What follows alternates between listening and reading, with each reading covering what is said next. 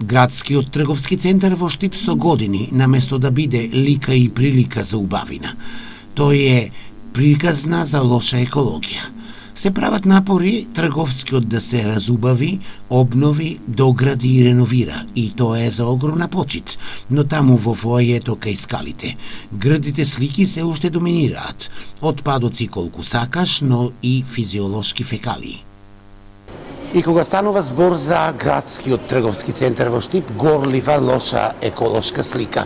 Скалите во фоајето, наместо да бидат пример на уреденост, пример се за деградираност, а некои ги користат дури и за вршење на физиолошки потреби.